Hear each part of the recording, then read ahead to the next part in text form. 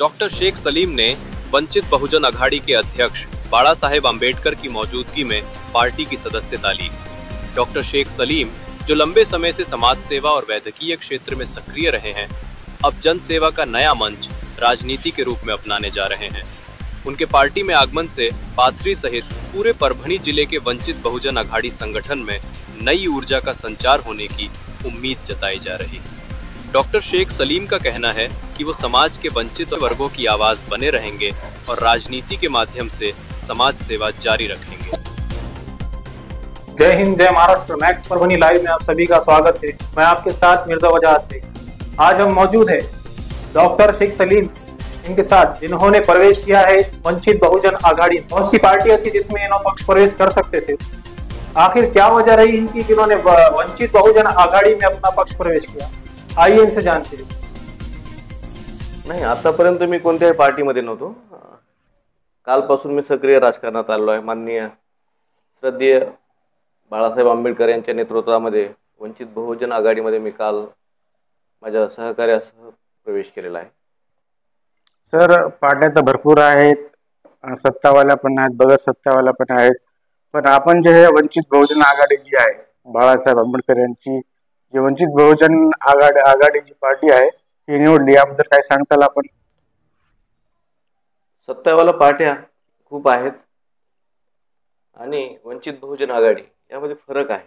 ज्यावेळेस आपण सत्तेच्या पार्टीमध्ये प्रवेश करतो त्यावेळेस आपल्याला सामाजिक काम करताना किंवा एखाद्या प्रश्नावर मुद्दा उपस्थित करताना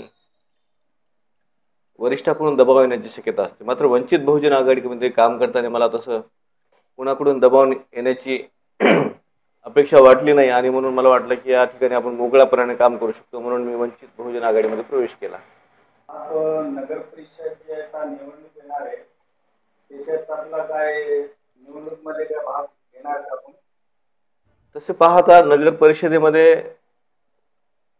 किंवा नगर परिषदेच्या उद्देशाने किंवा कोणत्या मतदानाच्या नवीन येणाऱ्या निवडणुका याच्या उद्देशाने मी प्रवेश केलेला नाहीये। तरी देखील यानंतर आमचे वरिष्ठ वंचित बहुजन आघाडीतील वरिष्ठ नेते जे आम्हाला आदेश देतील त्याप्रमाणे आम्ही काम करू। क्या करेंगे? बहुत सारे प्रश्न हैं जो प्रस्तावित पार्टियां हैं, इसकी वजह से दलित, ओबीसी, धनगर, मुस्लिम समाज, इनके बहुत सारे ऐसे प्रश्न हैं, बहुत सारे ऐसे समस्या है जिसके ऊपर काम करना जरूरी है। समर्थन करना है अगर तो वो पार्टी का प्रोफाइल है, पार्टी के वरिष्ठ नेता डिक्लेयर करेंगे किसी समर्थन करना नहीं करना है, वो मेरा अधिकार नहीं। मैं एक सामान्य कार्यकर्ता हूँ, जो मुझे पार्टी से आदेश आएगा उसके हिसाब से मैं काम करूँगा। मी मागच्या 22 वर्षापासून वैद्यकीय क्षेत्रामध्ये आहे। पहिल्यांदाच राजकारणामध्ये प्रवेश केला। राजकारणामध्ये प्रवेश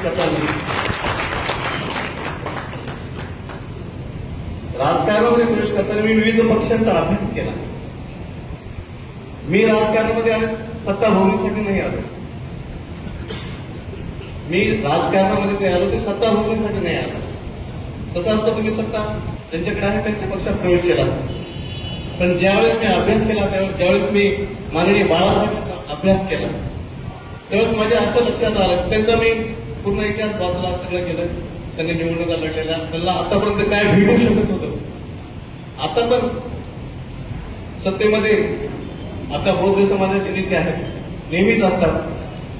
कोणत्याही पार्टीची सत्ता असो ते सत्तेमध्ये असतात। माननीय बाळासाहेब पण राहिले असते त्या सत्तेमध्ये, नेहमीच राहिले असते। पण माननीय साहेबांना सत्ता नको होती, त्यांनी जर सत्ता स्वीकारली असती, ते जर सत्तेत गेले असते तर ओबीसी समाज, वंचित समाज यांचा प्रश्न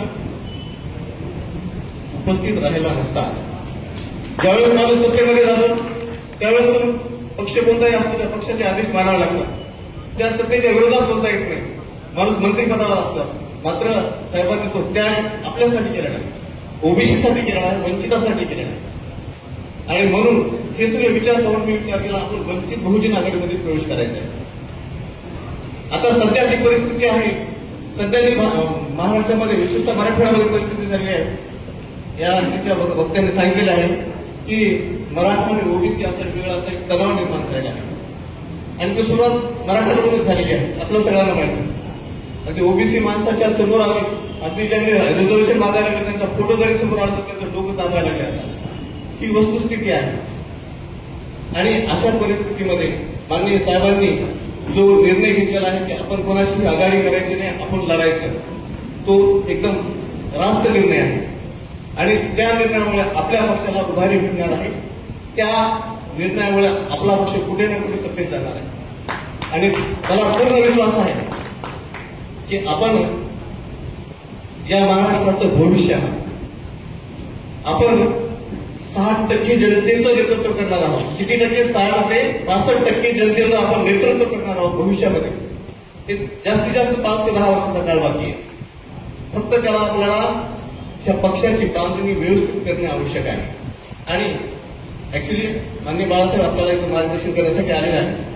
ते आपल्याला पूर्ण मार्गदर्शन करतीलच. मला या ठिकाणी आयोजकांनी बोलायची संधी दिली त्याबद्दल मी त्यांचा आभारी आहे. धन्यवाद.